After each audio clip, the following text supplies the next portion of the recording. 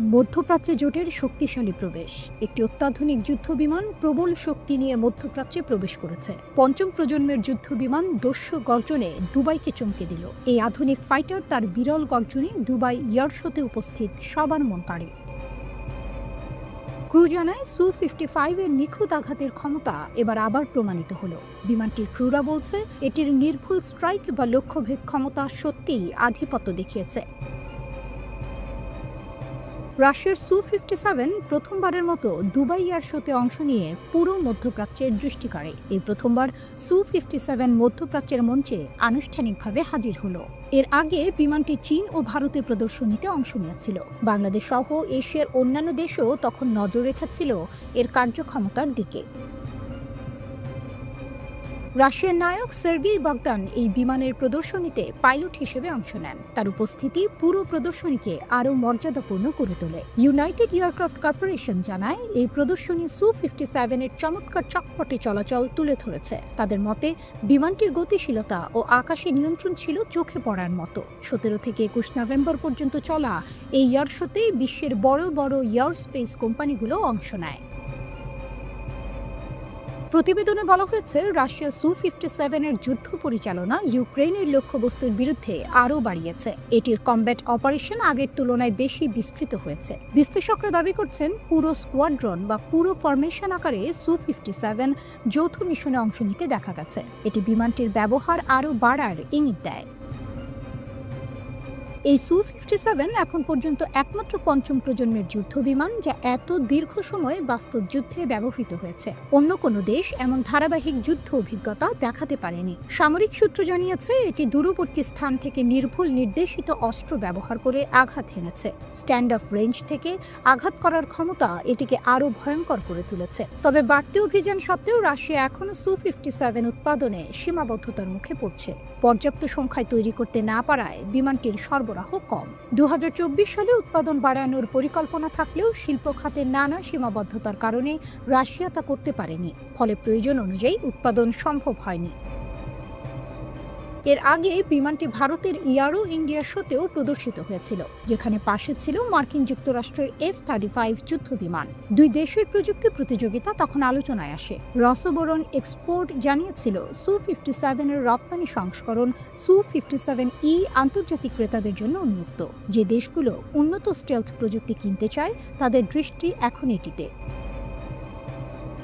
প্রতিরক্ষা বিশ্লেষণে বলা হয়েছে সু-57 একমাত্র পঞ্চম প্রজন্মের জেট যা সরাসরি ন্যাটোর প্রযুক্তির বিরুদ্ধে পরীক্ষা হয়েছে। এটি বাস্তব যুদ্ধক্ষেত্রে পরীক্ষা নিরীক্ষার বড় উদাহরণ। আরও বলা হয়েছে এর কম দৃশ্যমানতা বা স্টেলথ ক্ষমতা এবং অস্ত্র বহনের সক্ষমতা সবার দৃষ্টি কাড়ছে। প্রদর্শনী জুড়ে এসব বৈশিষ্ট্য বিশেষভাবে আলোচনায় ছিল।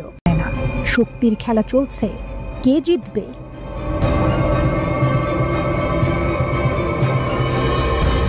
মধ্যপ্রাচ্যের নতুন হিসাব, যুদ্ধ নাকি আলোচনা? সৌদি আরব ও উপসাগরীয় দেশগুলো এখন আগের মতো ইরানের বিরুদ্ধে নয়। সৌদি আরব সম্পর্ক স্বাভাবিক করতে চায়। ইসরায়েল একা কি ইরানের বিরুদ্ধে যুদ্ধ করবে? আমেরিকা কি শেষ পর্যন্ত সরাসরি যুদ্ধ করবে? ইরানও বসে নেই, তারা রাশিয়া ও চীনের সাথে সামরিক সহযোগিতা বাড়িয়েছে। সামরিক শক্তিতে ইরান কেমন? সুপারসনিক ক্ষেপণাস্ত্র আমেরিকার প্রতিরক্ষা ব্যবস্থা ফাঁকি দিতে পারে। উন্নত ড্রোন প্রযুক্তি মার্কিন ঘাঁটিতে আঘাত হানতে সক্ষম। হরমুজ প্রণালী নিয়ন্ত্রণ বিশ্বব্যাপী তেলের প্রবাহ থামিয়ে দিতে পারে। প্রক্সি বাহিনী হিজবুল্লাহ হুথিরা আঞ্চলিক যুদ্ধ বাঁধাতে পারে। ইরানকে হারানো অত সহজ নয়। আমেরিকার সামরিক শক্তি বিশাল, কিন্তু ইরান লড়াই করতে জানে। চুক্তির দরজা কি বন্ধ হচ্ছে নাকি নতুন সম্ভাবনা আসছে? ইরান ঝুঁকতে নারাজ। আমেরিকার চোখ রাঙানি তেহরান পাত্তা দেয় না। শক্তির খেলা চলছে, কে জিতবে?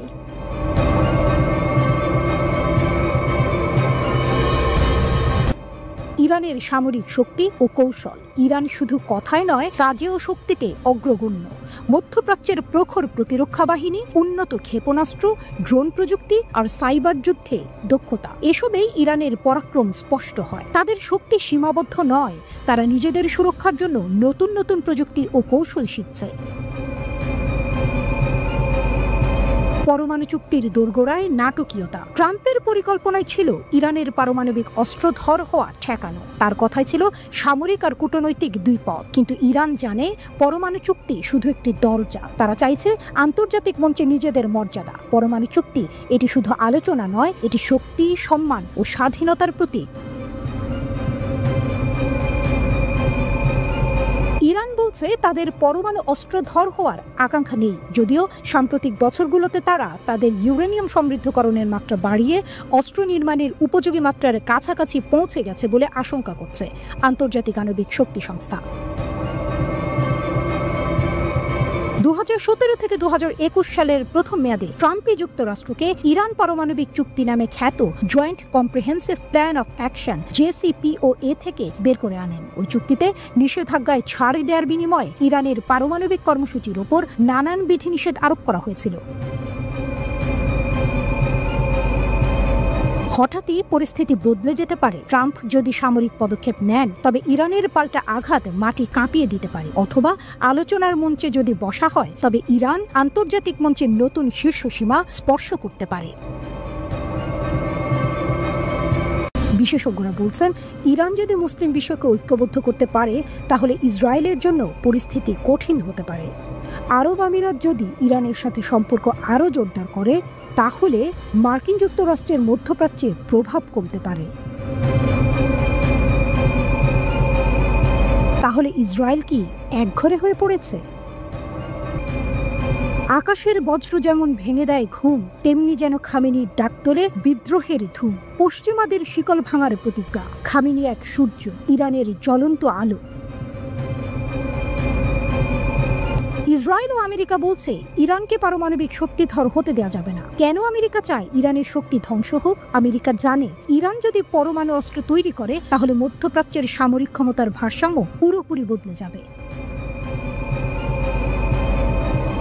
ইসরায়েলের একচ্ছত্র আধিপত্য টিকিয়ে রাখতে হলে ইরানকে দুর্বল করতেই হবে। ইসরায়েল ও যুক্তরাষ্ট্র সতর্ক করেছে তারা কখনো ইরানকে পরমাণু অস্ত্র তৈরি করতে দেবে না, যার ফলে সামরিক সংঘাতের আশঙ্কা দেখা দিয়েছে। কারণ তেহরান অস্ত্র গ্রেডের ইউরেনিয়াম পরিশোধনের দ্বারপ্রান্তে পৌঁছে গেছে, যা এ যাবৎ শুধু পরমাণু অস্ত্র সমৃদ্ধ দেশগুলো করতে পেরেছে।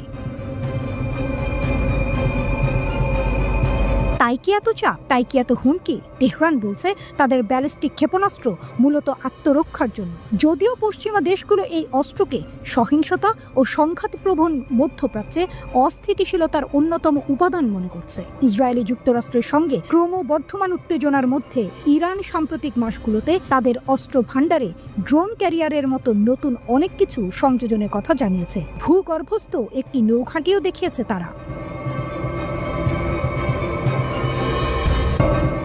বিশ্লেষকদের চোখে শক্তির নতুন মেরুকরণ। চীন, রাশিয়া ও ইরান তিন দেশই মার্কিন নেতৃত্বাধীন বিশ্ব ব্যবস্থাকে চ্যালেঞ্জ করতে চায়। মার্কিন যুক্তরাষ্ট্রের প্রতিক্রিয়া কি হবে? এখন প্রশ্ন হলো যুক্তরাষ্ট্র কি করবে?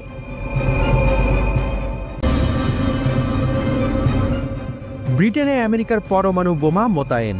পৃথিবী কি আবারও পারমাণবিক ঝুঁকির দিকে ধাবিত হচ্ছে? আমেরিকা কি সম্ভাব্য বিশ্বযুদ্ধের আগুনে নতুন করে ঘি ঢালছে? আমেরিকার শক্তি আবারও প্রকাশিত।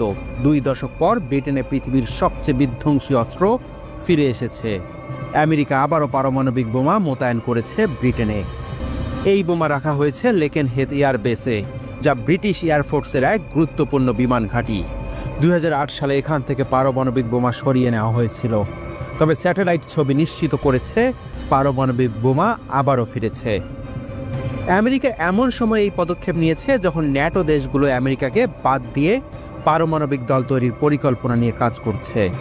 আমেরিকার পরমাণু বিজ্ঞানী ইউনিয়ন ব্রিটেনে আমেরিকান পারমাণবিক বোমা মোতায়েনের কথা প্রকাশ করেছে। সম্প্রতি অনেক ড্রোন এয়ারক্রাফট এই এলাকায় টহল দিচ্ছিল, যার পরে এই এয়ারবেস আলোচনায় আসে।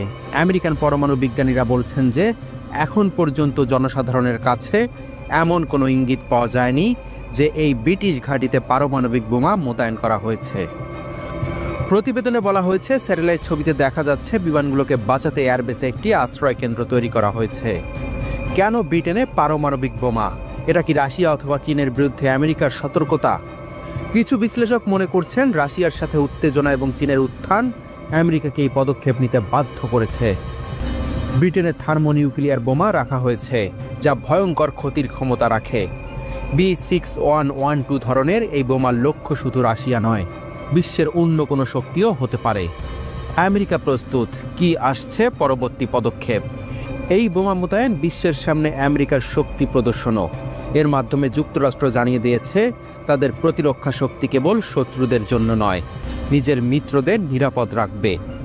স্যাটেলাইট ছবি থেকে জানা গেছে 33টি বিমান আশ্রয় কেন্দ্রের মধ্যে 28টি আপগ্রেড করা হয়েছে। এছাড়া আরও 6টি নতুন আশ্রয় কেন্দ্র তৈরি হচ্ছে। সুতরাং এটা শুধু একটি বোমা নয়, এটি একটি শক্তিশালী প্রতিরক্ষা বর্ম। ব্রিটেনের নতুন পরমাণু যুদ্ধ প্রস্তুতি। পারমাণবিক বোমা মোতায়েনের সময় আমেরিকা সেগুলো বিশ্বকে ভয় দেখানোর জন্য রাখছে কি, বা এটা কি বিশ্বযুদ্ধের সংকেত? লেকেনহেথ এয়ারবেসে F-35 ফাইটার জেট দুটি স্কোয়াড্রন মোতায়েন করা হয়েছে। আমেরিকা ইউরোপে আরও পারমাণবিক বোমা রাখার জন্য ঘাঁটিগুলি আপগ্রেড করেছে। B6112 হল থার্মোনিউক্লিয়ার বোমা, যা যে কোনো শহরকে এক মুহূর্তেই ধ্বংস করে দিতে সক্ষম। বিশ্বের এমন পারমাণবিক শক্তি হিসেবে আমেরিকার এখনও তার গৌরব বজায় রেখেছে। প্রতিরক্ষা এবং আক্রমণ, এই দুটি কথাই আমেরিকা জানে কিভাবে কাজে লাগাতে হবে।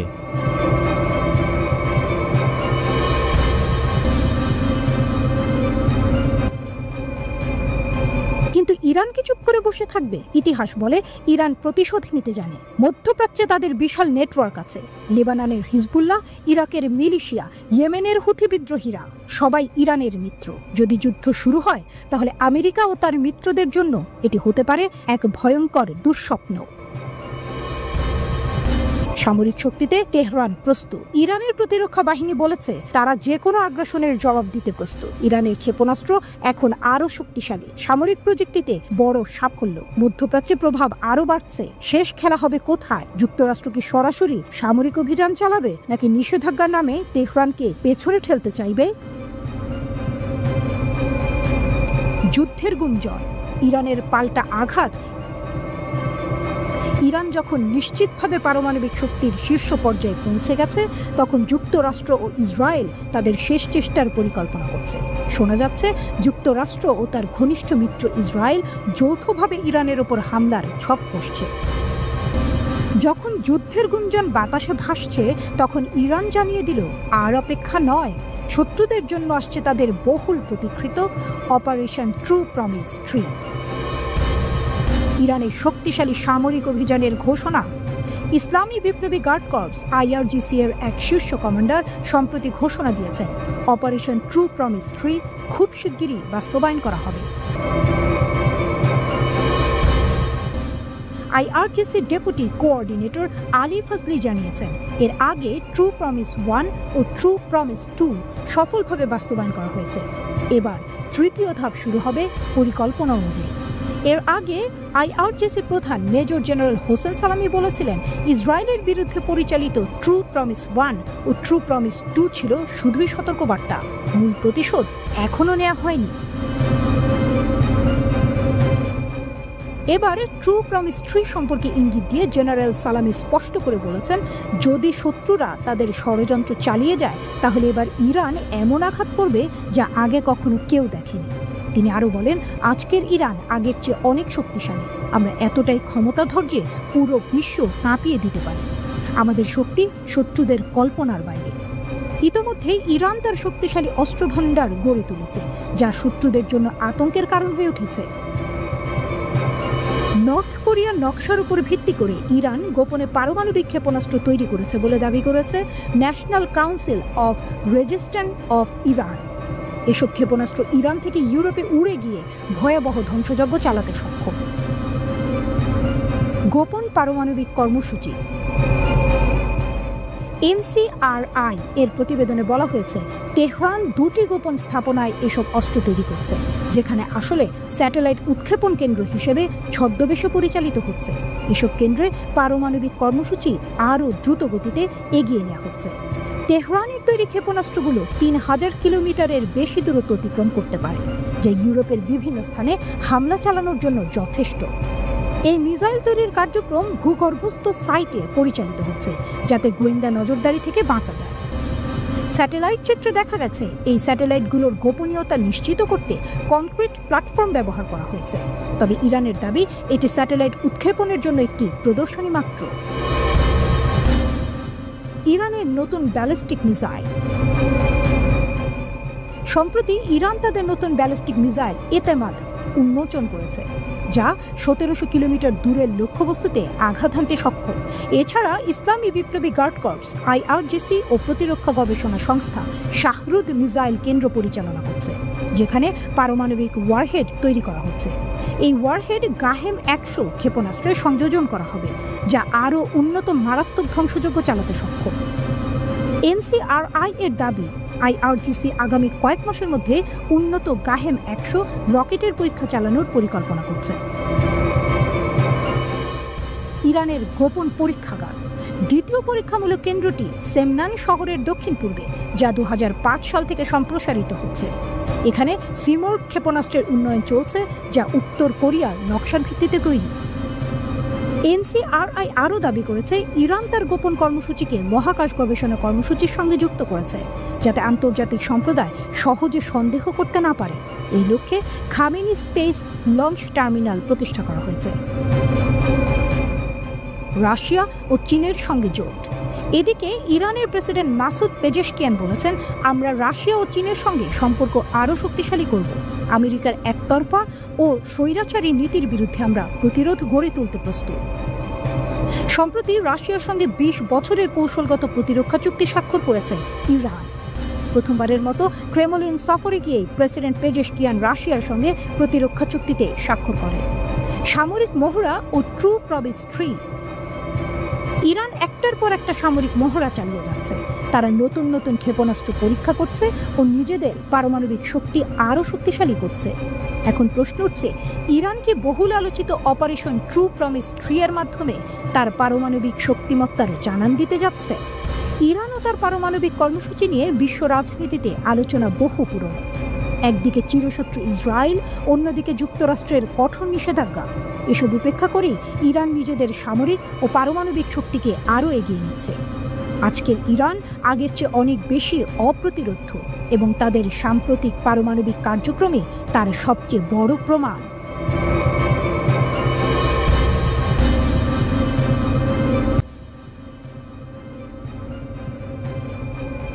ইসরায়েলকে কি পুড়িয়ে দেবে ইরানের অতি গোপন অস্ত্র? ইসরায়েলের পারমাণবিক স্থাপনা আক্রমণ পরিকল্পনার পর IRGCর শীতল সতর্কতা। ইসরায়েলের বেঁচে থাকার কোনো সম্ভাবনা নেই, হুঁশিয়ারি করলেন ব্রিগেডিয়ার জেনারেল কিউমার সাইদারি। আকাশে অদৃশ্য ঝড়ের ঘনঘটা, ভূমিতে নিঃশব্দে গর্জে ওঠা সাইক্লোন। এ যেন সেই মুহূর্ত যখন প্রতিরোধ আর প্রতিশোধ একে অপরের চোখে চোখ রাখে। আর সেই চোখে ঝলক দিচ্ছে ইরানের অপ্রকাশিত, অজানা কিন্তু ভয়ঙ্কর সব অস্ত্র। ইরান ঘোষণা করেছে তাদের সেনাবাহিনীর অস্ত্রাগারে রয়েছে AI চালিত অতি গোপন অস্ত্র, যেগুলো এখন সম্পূর্ণরূপে সক্রিয়। এই অস্ত্রগুলো এতটাই শক্তিশালী যে প্রকাশ করলে শত্রুর রক্ত শীতল হয়ে আসবে। ব্রিগেডিয়ার জেনারেল কিউমার সাইদারি জানিয়ে দিয়েছেন, এগুলো প্রচলিত হলেও ক্ষমতায় ব্যতিক্রমী। AI প্রযুক্তির সংযোজনে এগুলো যেন ধ্বংসযজ্ঞের নীরব বিপ্লব। তবে কৌশলগত কারণে এই অস্ত্র জনসম্মুখে প্রকাশ করা হয়নি। হেদারির কণ্ঠে ছিল আত্মবিশ্বাস, ছিল পূর্বাভাস। ইরান প্রস্তুত, স্থলবাহিনী এখন আধুনিক, মোবাইল ও চটপটে ইউনিটে রূপান্তরিত, যে কোনো মুহূর্তে আক্রমণ করতে সক্ষম, যে কোনো হুমকির জবাবে বিদ্যুতের মতো ছুটে আসবে প্রতিক্রিয়া। তিনি জানিয়েছেন, ইতোমধ্যে 10টি ডিভিশন মোতায়েন করা হয়েছে দেশের কৌশলগত সীমান্তগুলোতে। পূর্ব, পশ্চিম ও উপকূলীয় অঞ্চলে সম্পন্ন হয়েছে 3টি বিশাল সামরিক মহড়া, যেখানে যাচাই করা হয়েছে বাহিনীর প্রতিক্রিয়া, প্রস্তুতি ও সমন্বয়। তিনি বলেছেন, আমাদের চোখ সবসময় খোলা, আঙুল ট্রিগারে। হুমকি দেখলেই শত্রুকে বাঁচার কোনো সুযোগ দেওয়া হবে না। এই হুঁশিয়ারি শুধু কথার ঝড় নয়, এই ঘোষণা এক যুদ্ধাস্ত্রে, যা ইসরায়েলের দিকে তাক করে ধরে রাখা হয়েছে। কারণ এখনো পর্যন্ত ইসরায়েল গোপনে ধরে রেখেছে তাদের পারমাণবিক স্থাপনায় সীমিত হামলার পরিকল্পনা। যদিও মার্কিন প্রেসিডেন্ট ডোনাল্ড ট্রাম্প সেই পরিকল্পনাকে বাতাসে উড়িয়ে দিয়েছেন, তবুও ইসরায়েলি কর্মকর্তারা মনে করছেন তাদের সামরিক বাহিনী এমন একটি আক্রমণ চালাতে পারে যার জন্য কম মার্কিন সহায়তাই যথেষ্ট হবে। কিন্তু প্রশ্ন থেকে যায়, কখন, কিভাবে? এর কোনো উত্তর নেই, শুধু একটা অনিশ্চিত উত্তেজনা যা সময়ের স্রোতের বিপরীতে দাঁড়িয়ে অপেক্ষা করছে বিস্ফোরণের।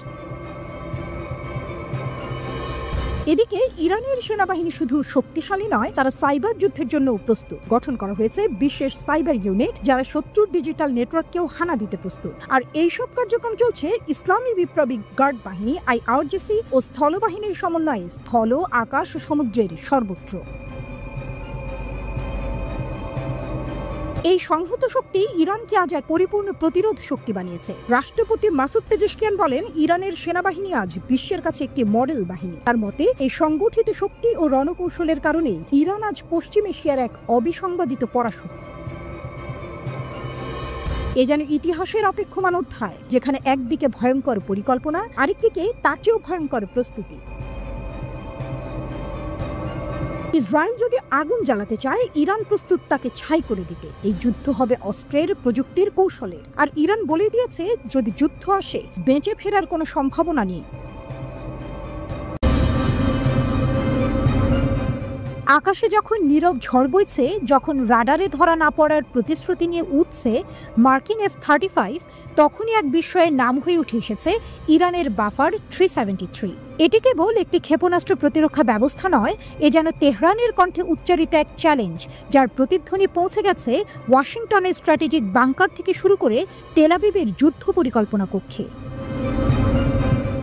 হ্যাঁ, বাফার 373 এখন শুধু প্রযুক্তির দৃষ্টিতে একটি সামরিক সাফল্য নয়, বরং এটি হয়ে উঠছে প্রতিরোধের প্রতীক, আত্মনির্ভরশীলতার স্থপতি এবং এক অসম্মানজনক নীরবতাকে চূর্ণ করার অস্ত্র। 316 কিলোমিটার দূরে দেশীয়ভাবে তৈরি একটি ড্রোনকে নিখুঁতভাবে টার্গেট করে ধ্বংস করে দেওয়ার এই প্রদর্শন ছিল একটি ঘোষণার মতো, যা বলছে আমরাও পারি, এবং যখন পারি তখন বিশ্ব কাঁপে। এই সিস্টেমের হৃদয়ে রয়েছে এস ব্যান্ড এবং এল ব্যান্ডের যুগল রাডার, যা আজকের পৃথিবীর সবচেয়ে রহস্যময় যুদ্ধ বিমান মার্কিন F-35 এর মিথিক স্টিলথ ক্ষমতাকেও প্রশ্নবিদ্ধ করে তুলছে। ইরান জানাচ্ছে, তারা এখন সেই বিমান শনাক্ত করতে সক্ষম যা কখনোই দেখা দেয় না, শুধু ধ্বংস রেখে যায় পেছনে। ইরান জানে কিভাবে পশ্চিমা নিষেধাজ্ঞা তাদের হাত বেঁধে রেখেছিল, কিন্তু তারা থামেনি, তারা নিজেদের সৃষ্টি করেছে। বাফার 373 আসলে শুরু হয়েছিল রাশিয়ার S-300 PMU-2 এর একটি প্রতিক্রিয়া হিসেবে, কিন্তু এটি আজ এক প্রতিস্থাপন নয়, এটি একটি উত্তরণ। ডুয়াল ব্যান্ড রাডার, সক্রিয় ইলেকট্রনিক স্ক্যানিং অ্যারে, শতাধিক টার্গেট ট্র্যাক করার ক্ষমতা এবং একসাথে 6টি শত্রু বিমানে আঘাত হানার সক্ষমতা। যে বিষয়টি সত্যি যুগান্তকারী তা হল এর সায়েদ 4B ক্ষেপণাস্ত্র, যা 200 কিলোমিটার দূরে নিশানা বানাতে পারে একটানা আক্রমণে। এটি কেবল একটি যুদ্ধযন্ত্র নয়, এটি একটি কৌশলগত ভাষা, যা বলছে, তোমরা আর একতরফাভাবে আমাদের মাথার উপর দিয়ে উড়ে যেতে পারবে না। এটি বলছে, তোমরা আর নিরাপদ নও। যদি এই সিস্টেম সত্যিই কার্যকর হয়, তাহলে এটি কয়েকটি গভীর পরিবর্তনের সূচনা করবে। আকাশ সীমা সুরক্ষার এক নতুন সংজ্ঞা, যেখানে ইরান তার পারমাণবিক কেন্দ্র ও কৌশলগত ঘাঁটিগুলোকে নতুন আত্মবিশ্বাসে রক্ষা করতে পারবে। কূটনৈতিক শক্তির ভারসাম্যে নতুন উত্থান, যেখানে বাফার 373 হবে আলোচনার টেবিলে একটি চাপ সৃষ্টি করার অস্ত্র। নতুন রপ্তানি সুযোগ, যেখানে আফ্রিকা, ল্যাটিন আমেরিকা বা মধ্য এশিয়ার বহু দেশ পশ্চিমা বা রুশ ব্যয়বহুল সিস্টেমের বদলে বাফার 373 এর দিকে ঝুঁকবে। তবে কি আমরা একটি নতুন যুগে প্রবেশ করলাম? ইরানের সামরিক ঘোষণাগুলো বরাবরই নাটকীয়, সাহসী, কিন্তু প্রমাণের অভাবে সন্দেহে ঘেরা। স্টিলথ বিমান শনাক্ত করা আর আঘাত করা দুইটি ভিন্ন যুদ্ধ, একটিতে প্রযুক্তি চলে, অন্যটিতে সময়, সমন্বয় আর ভাগ্য। তবু একটি বিষয় স্পষ্ট হয়ে উঠেছে, তেহরান এখন কেবল তাকিয়ে নেই, তারা সাড়া দিচ্ছে, এবং সেই সাড়া ধ্বনিত হচ্ছে উপসাগরের বাতাসে, স্টিলথের নীরবতার। ট্যাঙ্ক বিধ্বংসী ক্ষেপণাস্ত্রে শীর্ষে ইরান, এক নীরব বিপ্লবের গল্প। একটা সময় ছিল যখন যুদ্ধক্ষেত্রে ইরানকে মুখোমুখি হতে হতো সীমাহীন ঘাঁটিতে। ইরাক ইরান যুদ্ধ চলেছিল টানা 8 বছর। সেই যুদ্ধে ছিল না পর্যাপ্ত ট্যাঙ্ক বিরোধী গাইডেড ক্ষেপণাস্ত্র। শত্রুর ট্যাঙ্ক সামনে এলে ইরানিরা ছিলেন প্রায় নিরস্ত্র। কিন্তু যুদ্ধ শেষ হওয়ার পর শুরু হয় প্রস্তুতি, শুরু হয় প্রতিশোধের বীজ বপন, শুরু হয় এক নতুন অধ্যায়। আজ সেই অধ্যায়ের নাম আলমাস। পার্স টুডের প্রতিবেদন উঠে এসেছে এই গল্প। ইরান এখন আর পিছিয়ে নেই, বরং ট্যাঙ্ক বিধ্বংসী ক্ষেপণাস্ত্রে তারা বিশ্বমঞ্চের শীর্ষ সারিতে। আধিপত্য ভাঙার ঘোষণা। একসময়ের ট্যাঙ্ক ধ্বংসকারী ক্ষেপণাস্ত্রগুলোর ছিল এক বড় সীমাবদ্ধতা, তাতে ছিল না স্বাধীনতা, চালককে অবিরাম নজর রাখতে হতো লক্ষ্যবস্তুর উপর। ক্ষেপণাস্ত্র আঘাত হানার আগ পর্যন্ত থাকতে হতো গাইডেন্সে। এর মানে ছিল চালকও ঝুঁকির মধ্যে।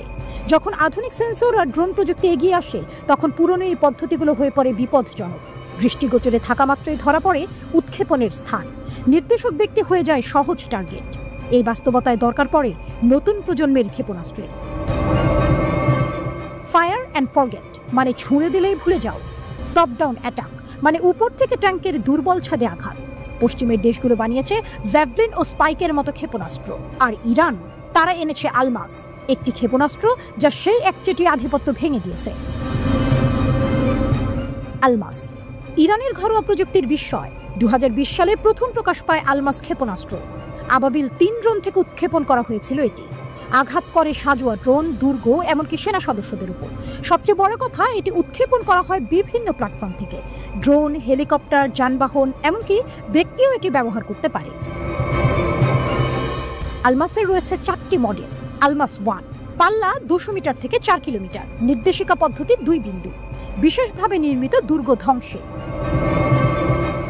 আলমাস 2 পাল্লা 7 কিলোমিটার, উপযুক্ত সম্মুখভাগের গভীরে থাকা লক্ষ্যবস্তুতে আঘাত হানতে। কোবরা হেলিকপ্টার থেকে উৎক্ষেপণ করা যায়।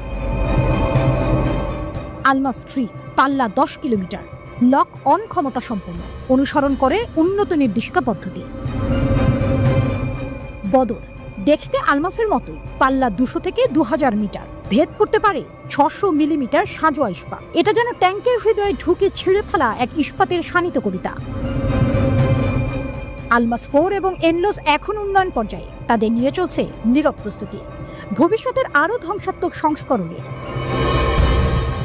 কৌশলগত জাদু এই ক্ষেপণাস্ত্র শুধু যুদ্ধের সরঞ্জাম নয়, এটি কৌশলের অংশ। মোহাজের 10 ড্রোনের সঙ্গে যুক্ত হয়ে আলমাস হয়ে উঠেছে দূরপাল্লার আক্রমণের হাতিয়ার। নৌযুদ্ধে হালকা ও দ্রুতগামী শত্রু জাহাজ ধ্বংসে আলমাস এক সাশ্রয়ী সমাধান। এমনকি এটি প্রতিদ্বন্দ্বী দেশগুলোকে ব্যয়বহুল প্রতিরক্ষা কিনতে বাধ্য করে। সবচেয়ে বড় শক্তি হলো আলমাস তৈরি হয়েছে ইরানের মাটিতে। বিদেশি নির্ভরতা নেই, নিজেদের প্রযুক্তিতে নিজেদের রক্ষা। এটাই ইরানের আত্মনির্ভরতা, এটাই তাদের কৌশলগত অগ্রগতি। পরিণতি বিশ্বের চোখ এখন পশ্চিমের দিকে নয়, তারা তাকাচ্ছে পূর্বের ইরানে, যেখানে নিষেধাজ্ঞা ঠেলে চাপের দেয়াল ভেঙে তৈরি হয়েছে এক নতুন অস্ত্র বিপ্লব। আলমাস সেই বিপ্লবের মুখ। একটি দেশ যা একসময় ছিল প্রতিরক্ষায় দুর্বল, আজ তারা বিশ্বের সামরিক প্রযুক্তির শীর্ষে। ইরান এখন শুধু একটি দেশ নয়, একটি বার্তা, একটি ঘোষণা। আমরাও পারি, আমরাও শীর্ষে উঠি, আমরাও ইতিহাস লিখি।